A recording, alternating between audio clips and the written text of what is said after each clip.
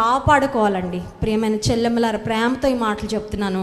ఒక అక్కగా నీ జీవితం చుట్టూ నువ్వు కంచె వేసుకో, ప్రార్థన అనే కంచె వేసుకో. Have boundaries for your life. నీ జీవితానికి కొన్ని బౌండరీస్, ఆ గది ఆ గిరి దాటి ఎవరిని రానివ్వద్దు.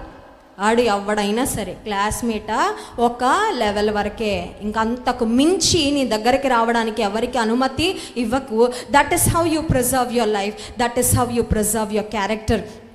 నీకు దేవుడిచ్చిన శీలాన్ని, నీకు దేవుడిచ్చిన సాక్ష్యాన్ని, నీకు దేవుడిచ్చిన జీవితాన్ని అలా నువ్వు కాపాడుకోగలవు.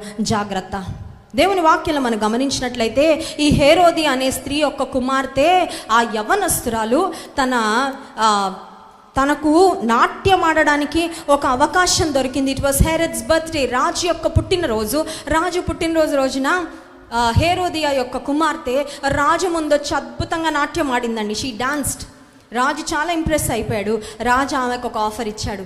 ఏం ఆఫర్ ఇచ్చాడంటే, నీకేం కావాలో కోరుకో, నేను నీకు ఇస్తాను అనగానే ఈ యవ్వనస్త్రాలు వెంటనే తల్లి దగ్గరకు పరిగెత్తింది. She went to her mom for direction. ఈ రోజుల్లో కూడా చాలామందికి ఎవరో ఒకరు చెప్పాలి ఏదో ఒకటి. వీళ్ళకి ఆలోచించుకొని తెలివితేటలు, జ్ఞానము ఉండదు.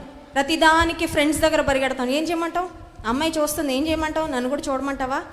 నన్ను కూడా అది చేయమంటావా? ఇది చేయమంటావా? కొన్నిసార్లు లోకస్తుల మీద నువ్వు ఆధారపడి, ఇతరుల సలహాల మీద ఆధారపడి నువ్వు నష్టపోతున్నావేమో. జాగ్రత్త.